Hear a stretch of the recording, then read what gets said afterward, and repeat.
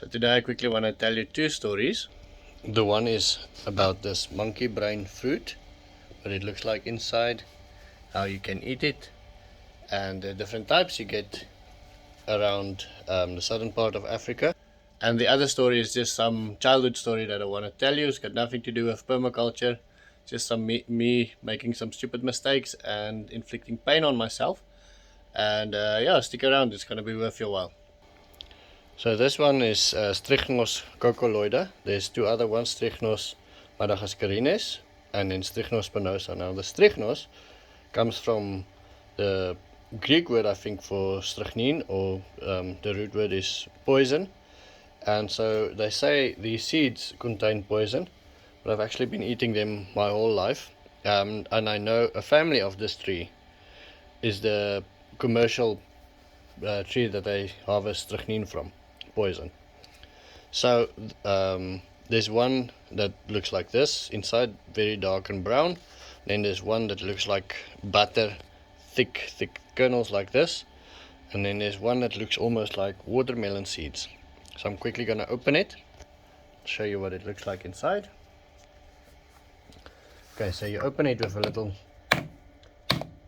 hammer, like this. And scoop out the bark. Now the coccolloida thing, I think it comes probably from the fact that it's kind of like a coconut. It's got a thick shell like that, but I'm speaking under correction. I'm not guaranteeing that is it. Trick is to get these things out without it messing up your fruit too much.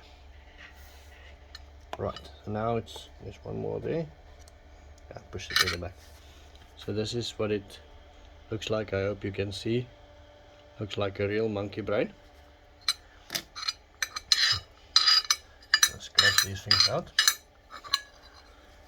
Right, so the idea is this grows in the north of Namibia, and my plan is to grow them on my plot.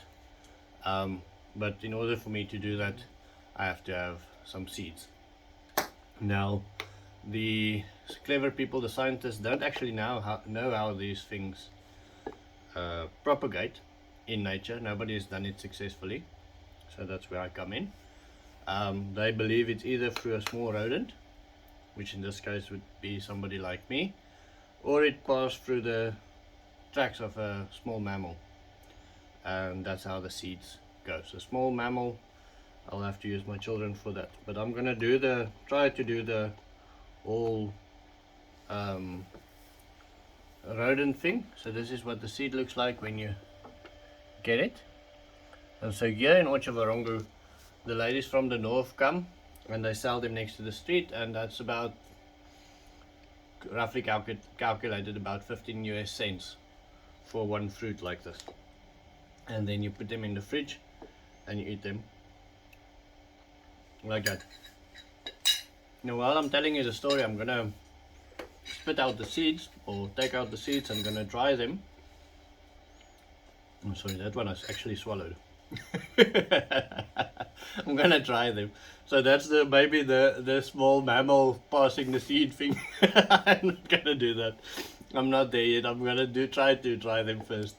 Anyway, so they come and they sell them, and that's how I got this one. You put them in the fridge and you eat them like this, and it is actually really good. The fact that it's not yet commercialized, and the fact that nobody plants them to sell them, you can almost say they just harvest them from nature, is a strange idea. I think this has got some real potential for commercial use because it's got a long shelf life. It must be quite hardy to grow, I believe, and it actually tastes really nice. It looks disgusting, but it actually tastes really nice. Right, so that's the end of the monkey brain story. I don't know if I'm going to be able to tell this story while eating the fruit. I think I'm going to put this on one side and just tell you my story.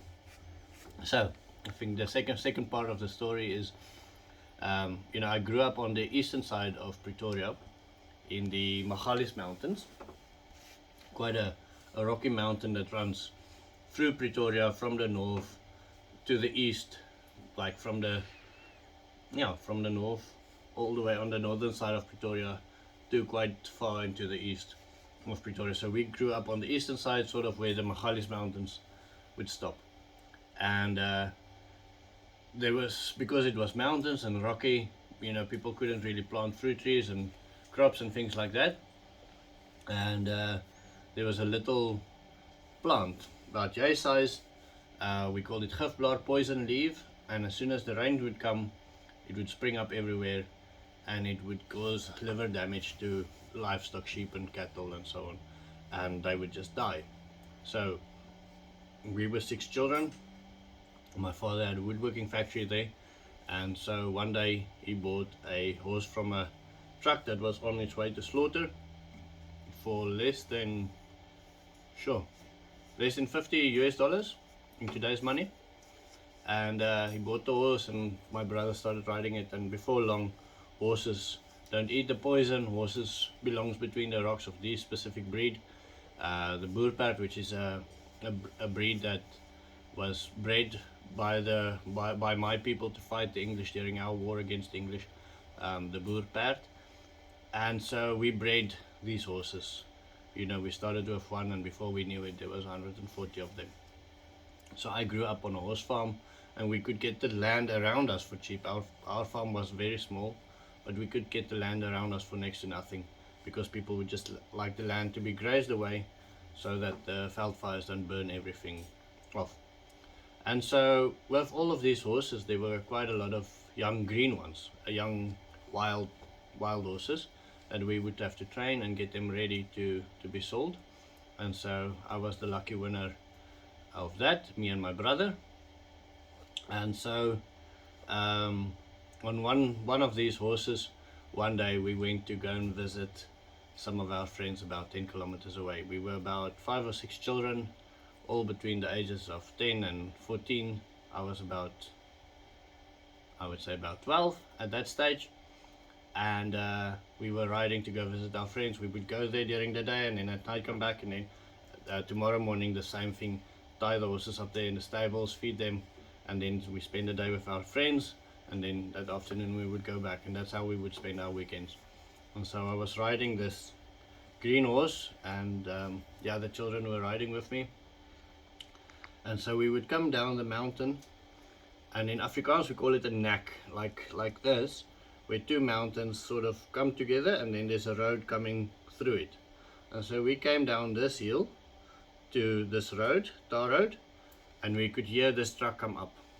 Now just before that, like a couple of weeks before that, I learned how you can signal a truck to hoot, pull the lever, hoot hoot. And I know that any idiot knows how the story ends, but not me. I'm a very special kind of idiot. I didn't think before I did this, so we waited for the truck to come up, and I'm chuffed. This is my moment, my time to shine. And I showed the truck like this, and it went woot woot, and this horse just decided it's the end of the world.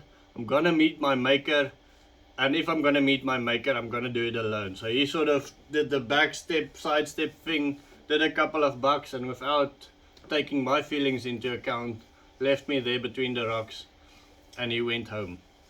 So my sister and my friends checked if I was okay, and then they sort of cantered and followed my horse to try and catch him, because we were about 3 kilometers from our house. And I would never forget that bloody walk of shame, walking up the road, waiting for them to come back with my horse. And I walked for about 1 kilometer before they finally came back with my horse, and my ego was severely bruised. And I remember them saying to me, what were you thinking? And I tried to explain to them, I give them this logical explanation of what I was thinking, but in reality I couldn't even explain it to myself. And so every time I see a truck and I want to do the hoot hoot thing, I sort of feel like a baboon that's been shocked by electrical wire. I don't want to do this. I can't even lift my arm to do this. And so yeah, that's the end of my story. I hope you really enjoyed it, and I hope you have a wonderful night.